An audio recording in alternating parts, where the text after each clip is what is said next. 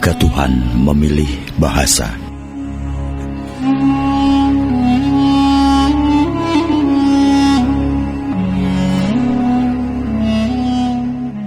Dan kami tidak mengutus seorang rasul pun melainkan dengan bahasa kaumnya, supaya ia dapat memberikan penjelasan secara menderang kepada mereka. Maka Allah menyesatkan siapa yang Dia kehendaki dan memberikan petunjuk kepada siapa yang Dia kehendaki. Dan Dialah Tuhan yang Maha Kuasa lagi Maha Bijaksana. Quran Surat Ibrahim 14 ayat 4. Jadi pertanyaan itu sepintas memberikan kesan kepada kita bahwa setiap nabi di setiap zaman akan selalu menyampaikan pesan-pesan Tuhan dengan bahasa kaum yang dihadapinya. Tafsir seperti itu dapat kita jumpai pada kitab Tafsir Ruhul Ma'ani jilid 4 halaman 209. Pengertian dengan bahasa kaumnya juga ditegaskan dalam Tafsir Mudarik At-Tanzil di catatan kaki Tafsir Kazin jilid 3 halaman 82. Frase dengan bahasa kaumnya selain mengandung maksud bahwa seorang nabi menggunakan hasanah budaya lokal kaumnya, yang terkandung dalam bahasa juga mengandung makna bahwa ia menyampaikan ajarannya sesuai dengan kadar akal mereka. Artinya, seorang nabi tidak akan gegabah menggunakan istilah tertentu ketika ia menghadapi umat yang belum sampai pada taraf pemahaman tertentu. Nah, terkait sejarah Nabi Muhammad SAW, kita bisa menelisik dalam kitab-kitab sejarah bagaimana bahasa yang digunakan Nabi ketika berdialog dengan Ali bin Abu Thalib atau Ibnu Abbas, dan bagaimana bahasa yang digunakan Nabi ketika berdialog dengan Umar bin Khattab atau Utsman bin Affan. Tentu ada kalanya Nabi menggunakan bahasa awam. Tapi pada saat tertentu, sesuai kadar pemahaman yang ia ajak bicara, Nabi juga mengartikulasikan gagasannya dengan bahasa yang lebih spesifik dan simbolik. Jadi semua model artikulasi Nabi tersebut dapat kita temukan dalam jejak sejarah Nabi. Mungkin kita beruntung hidup di zaman sekarang karena kita bisa membaca sejarah masa lalu. Tetapi apakah yang kita baca dan pahami tentang masa lalu benar-benar terjadi secara faktual? Inilah persoalannya. Menimbang, menakar, hingga menguliti sejarah masa lalu tidak ubahnya seperti seorang kakek yang berupaya melihat dirinya sendiri pada saat ia baru terlahir di muka bumi. Secara personal, si kakek memang mengalaminya sendiri. Tetapi bagaimana ia lahir, tanggal berapa, dan bulan apa ia lahir, tentu ia akan merujuk pada catatan, data-data, atau bertanya kepada orang-orang yang lebih tua dari dirinya. Maka sejarah adalah kumpulan rekaman atau data-data. Sementara penulisan sejarah seringkali tersusupi oleh berbagai kepentingan. Jadi tidak heran jika muncul anggapan bahwa sejarah yang kita baca seringkali dinodai oleh kepentingan si penyusun sejarah. Dalam tradisi Islam, wacana tentang sejarah cukup menarik. Pada kasus tertentu, tradisi Islam menyebutkan sejarah sebagai tarik. Tapi pada kesempatan lain, sejarah disebut sebagai syirah. Walaupun sama-sama bermakna sejarah, namun keduanya berbeda ketika berangkat dari rujukan yang digunakan. Jika tarik berangkat dari perspektif dokumentatif, maka sirah berpijak pada aspek laku atau aksi dari subjek atau perilaku sejarah. Itulah sebabnya dalam hasanah Islam, sejarah Nabi disebut sebagai sirah Nabi, yang berarti perjalanan sang Nabi. Artinya, mempelajari Nabi adalah mempelajari perilaku kesehariannya, sunnah, yang kemudian dicatat menjadi hadis. Ini berbeda dengan sejarah para khalifah, yang dalam tradisi Islam disebut tarik al-khulafa. Begitu juga dengan sejarah penyusunan syariat, yang dalam tradisi Islam disebut sebagai tasri. Jadi dengan demikian, selain persoalan data dan peristiwa, sejarah pada dasarnya adalah persoalan praktik atau laku.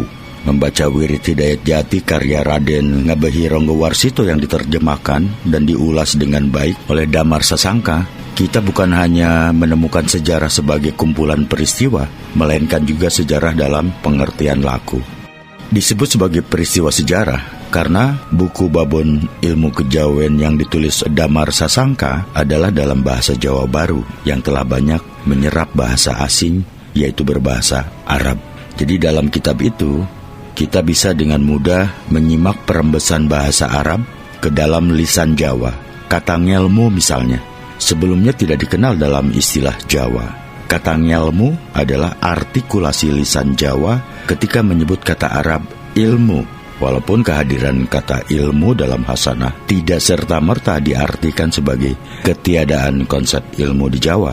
Karena sebelumnya Jawa juga telah mengenal istilah kaweruh yang memiliki makna sepandan dengan ilmu dalam bahasa Arab. Namun sejumlah istilah lain sangat jelas tidak dimiliki oleh hasanah Jawa.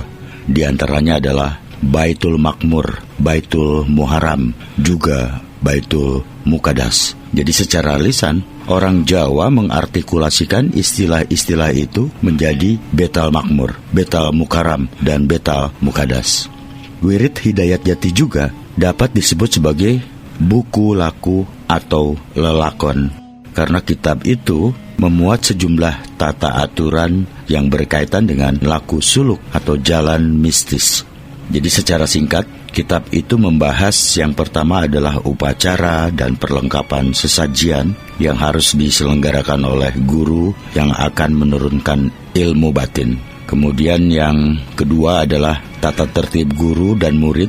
Selanjutnya adalah Tuhan yang berkaitan dengan zat, sifat, asma, dan af'al Tuhan. Kemudian prinsip kesatuan antara manusia dengan Tuhan, serta jalan atau metode untuk mencapai penghayatan gaib dan kesatuan dengan Tuhan, dan tingkatan perjalanan gaib sekaligus tantangan selama melakukan perjalanan gaib, juga proses penciptaan manusia dan hakikat manusia, prinsip-prinsip doktrin dan etika yang terkait dengan perjalanan mistik.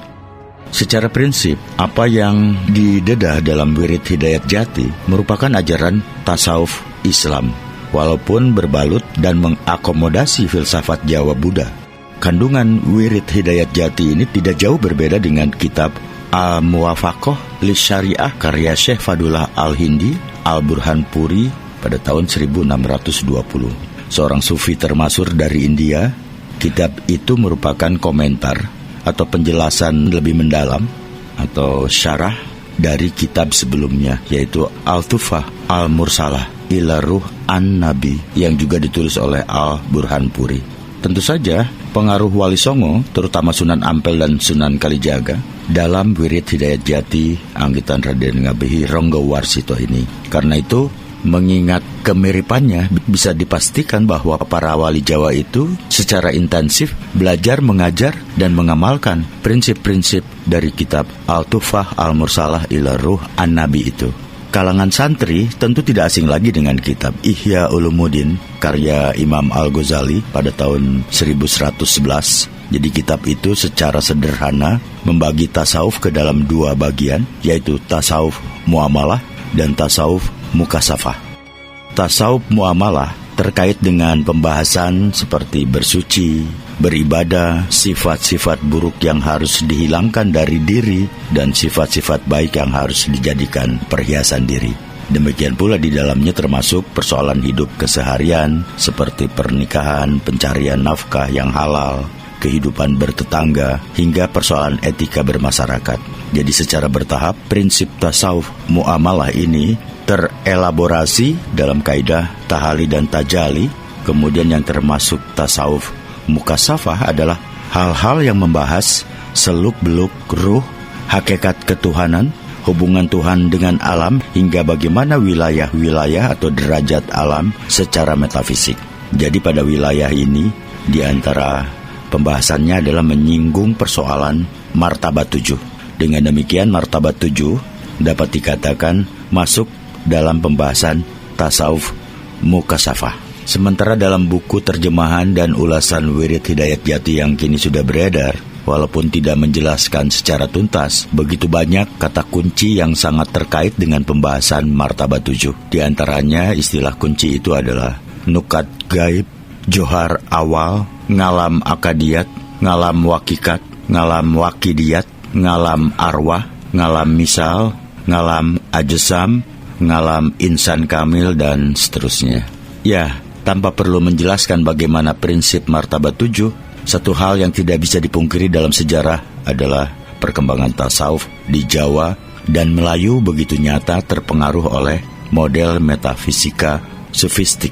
Jika menyebut martabat 7, Kita bisa mengkaitkan ajaran itu dengan sosok Hamzah Fansuri dan murid setianya Syekh Syamsuddin As-Sumatrani atau Syamsuddin Pasai yang hidup sekitar abad ke-16 hingga 17. Hamzah Fansuri mengekspresikan pemahaman dan pengalamannya melalui prosa dan puisi.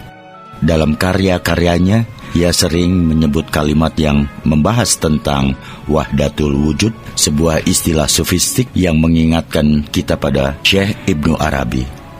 Jalan yang ditempuh Fansuri kemudian dilanjutkan muridnya Syamsuddin Pasai pada tahun 1630 yang menulis beberapa kitab dalam bahasa Arab dan Melayu. Namun Syekh Syamsuddin tidak menulis bukunya dalam bentuk prosa atau puisi sebagaimana gurunya, melainkan dalam bentuk teks atau matan yang sistematis. Ya, lagi-lagi karya-karya yang terkait martabat 7 sangat kuat diduga merupakan adaptasi dari kitab At-Tuhfah Al-Mursalah ila Ruh An-Nabi karya Sufi Syekh Burhanpuri. Sementara teori-teori metafisika sufistik Syekh Burhanpuri sangat dipengaruhi oleh teori metafisika Ibnu Arabi. Jadi pengaruh tasawuf Ibnu Arabi bukan hanya menyebar di Timur Tengah dan Persia, melainkan juga berkembang di Asia, termasuk Nusantara. Jadi pengaruh tasawuf Ibnu Arabi ini di Asia khususnya dimulai dari wilayah Asia Selatan, yaitu pada filsafat martabat 7 Syekh Muhammad Ibnu Fadilah Al-Burhanpuri pada tahun 1029 Hijriah. Ajaran Sufi dari Gujarat itu lantas menyebar ke Nusantara, dapat ditelisik pada karya-karya Syekh Hamzah Al-Fansuri, Syamsuddin As-Sumatrani, Syekh Abdul Syamad Al-Falimbani, Syekh Daud Al-Fatani, Syekh Muhammad Nafis Al-Banjari, dan tidak ketinggalan Raden Ngabehi Ronggowarsito alias Bagus Burham. Profesor Simuh juga pernah mencatat pada masa Surakarta tahun 1744, pertumbuhan kepustakaan Islam Kejawen mengalami masa gemilang. Sesudah kerajaan Mataram Islam dipecah menjadi 3, Surakarta, Yogyakarta, dan Mangkunegaran. Semua kekuasaan formal dirampas oleh Belanda. Oleh karena itu, seluruh perhatian dan kegiatan istana diarahkan kepada perkembangan kebudayaan rohani. Kegiatan ini membuat kesusastraan dan berbagai cabang kesenian berkembang pesat.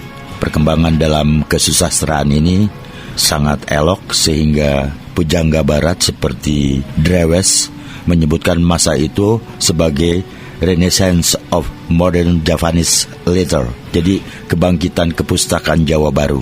Kebangkitan kepustakaan Jawa ini berlangsung selama 125 tahun, dari tahun 1757 sampai tahun 1873. Jadi tahun wafatnya Pujangga Ronggowarsito, atau bahkan sampai tahun 1881, tahun wafat Mangkunegaran keempat. Perkembangan ini didapat dengan jalan mengubah kitab-kitab Jawa kuno ke dalam bahasa Jawa baru. Kemudian diikuti dengan kegiatan penyusunan karya-karya baru, memanfaatkan perbendaharaan yang terdapat dalam perpustakaan Islam, mengolah unsur-unsur ajaran Islam yang terdapat di kepustakaan Melayu atau mengambil dari kepustakaan yang berkembang di daerah pesisir seperti Gresik, Surabaya, dan sebagainya. Kepustakaan yang berkembang di daerah pesisir itu menggunakan bahasa daerah yang dinilai masih kasar, sehingga kemudian diperhalus dalam gubahan pujangga-pujangga istana Mataram Islam sesuai cita rasa bahasa mereka. Kepustakaan pesisir yang berada di sekitar kawasan pesantren sudah pasti terpengaruh oleh hasanah keislaman.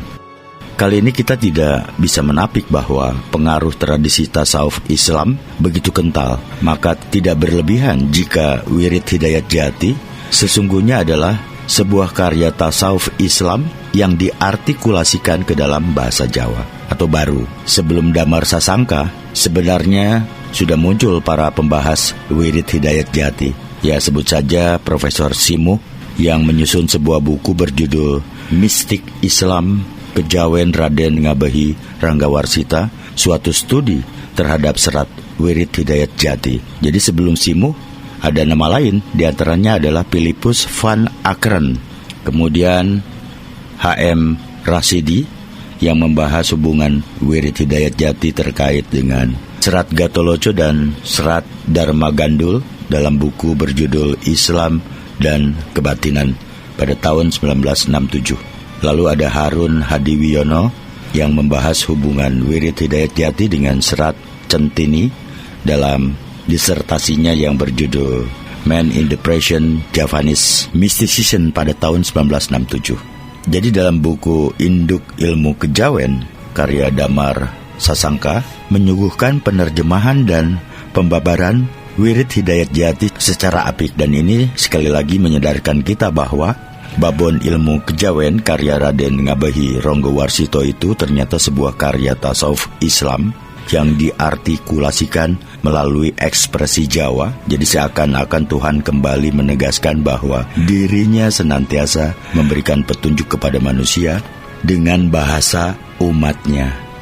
Dan jika kitab Induk Ilmu Kejawen adalah karya tasawuf yang berakar kuat dalam tradisi Islam, maka anggapan bahwa ilmu kejawen sebagai sebuah ajaran asli Jawa yang merupakan sebuah kerancuan yang nyata.